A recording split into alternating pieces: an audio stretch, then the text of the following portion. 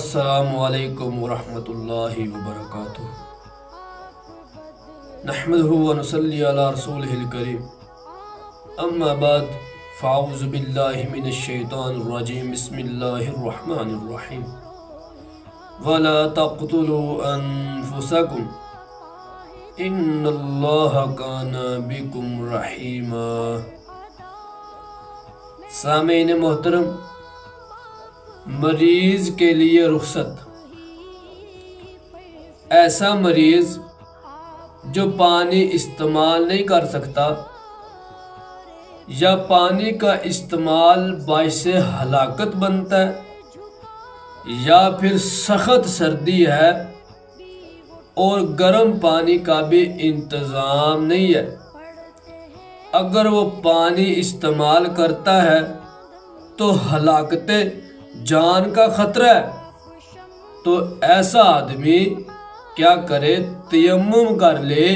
ایسے آدمی کو اسلام نے تیمم کی اجازت دی ہے۔ اسی طرح سیدنا عمر بن عاص رضی اللہ تعالیٰ عنہ سے مروی ہے، وہ بیان کرتے ہیں کہ مجھے غزوات سلاسل میں ایک ٹھنڈی رات میں مجھے احتلام ہو گیا اور مجھے یہ ڈر لگا کہ میں نے غسل کر لیا تو میں مر جاؤں گا اس ٹھنڈے پانی کی وجہ سے۔ چنانچہ میں نے تیمم کر کے اپنے ساتھیوں کو فجر پڑھا دی، تو لوگوں نے نبی کریم صلی اللہ علیہ وسلم سے اس کا ذکر کیا کہ ان کو احتلام ہوا، تو انہوں نے پانی کے ساتھ غسل نہیں کیا بلکہ انہوں نے کیا کیا؟ تیمم کر کے ہمیں فجر پڑھا دی۔ تو نبی کریم صلی اللہ علیہ وسلم نے پوچھا، اے عمر بن عاص، کیا واقعتاً ایسا ہے؟ تو آگے سے کیا جواب دیا؟ کہا کہ میں نے اللہ رب العالمین کا یہ فرمان سن رکھا ہے۔ اللہ رب العالمین نے یہ فرمایا، وَلَا تَقْتُلُوا أَنفُسَكُمْ إِنَّ اللَّهَ كَانَ بِكُمْ رَحِيمًا۔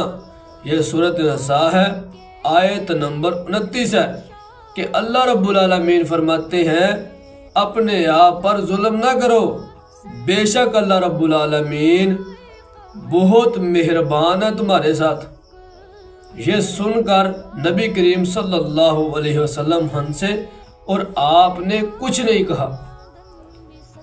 تو اس حدیث کو تقریری حدیث بھی کہیں گے کہ نبی کریم صلی اللہ علیہ وسلم کے سامنے یہ معاملہ بتایا تو نبی کریم صلی اللہ علیہ وسلم نے نہ اس سے روکا نہ اس کے بارے میں کچھ بات کی۔ نبی کریم صلی اللہ علیہ وسلم نے خاموشی اختیار کی۔ تو جو میرے بھائی ہیں، اگر وہ بیمار ہے، ان کو خدشہ ہے کہ وہ پانی استعمال کریں تو ان کی بیماری میں اضافہ ہوگا۔ اگر وہ پانی استعمال کرتے ہیں تو وہ جو مریض ہے اس کے لیے جان کا خطرہ بن جائے گا، تو پھر اس کو چاہیے کہ وہ تیمم کرے۔ اور دوسری بات، اگر سخت سردی ہے، جان کا خطرہ ہے، جو نیت ہے، سب کے سب جو نیتوں کا دار و مدار ہے، سب اعمال کا، وہ انسان کی نیت پر ہے۔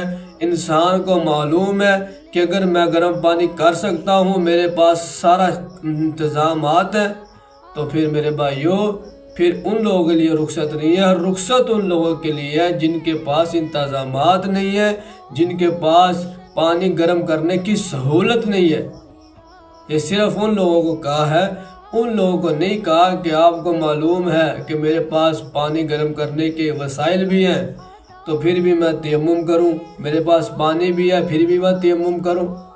بلکہ اگر آپ کو جان کو خطرہ ہے اور بیماری بڑھنے میں خدشہ ہے تو پھر تیمم کرنا ہے، وگرنہ کیا کرنا ہے؟ آپ کے پاس پانی ہے تو پانی استعمال کرنا ہے۔ اسلام نے ہمیں سہولت بھی دی ہے، ہمیں رخصت بھی دی ہے، ہمارے لیے اسلام نے آسانی بھی کی ہے۔ ہر چیز کی ایک حد ہے، ہمیں حد بتا دی ہے۔ کہ اگر یہ کام نہیں کر سکتے تو دوسرا کام کر لو، کہ آپ نے نماز پڑھنی ہے، پانی نہیں ہے، تیمم کر لو، آپ نے پاکی حاصل کرنی ہے، پانی نہیں ہے، تیمم کرو۔ ہر کام کے بدلے اس کا متبادل بتلا دیا ہے، لیکن یہ نہیں ہے کہ ہم اسلام کو اس سے فائدہ اٹھائیں، اسلام نے جو نرمی ہم کو بتائی ہے صرف ہم اسی کو ہی اختیار کریں، یہ نہ دیکھیں یہ ٹھیک ہے نہیں ٹھیک ہے، بس نرم بتا دی ہے ہم نے اس کے اوپر ہی دوڑ پڑے۔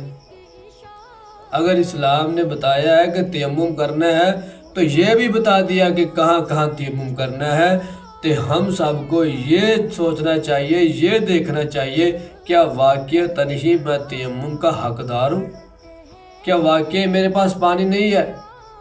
کیا واقعی اس حالت میں، ان حالات میں میرے پاس آگ نہیں ہے، گرم کرنے کے لیے پانی نہیں ہے، میں نہایا غسل کیا میں مر جاؤں گا، جان کو خطرہ ہے، ہر انسان کو معلوم ہوتا ہے۔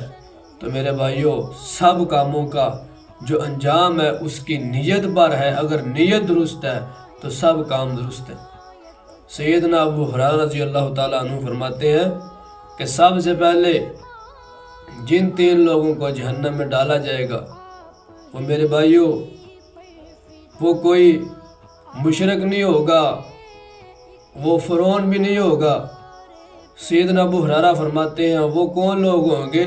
وہ ریاکار ہوں گے، دکھلاوا کرنے والے ہوں گے۔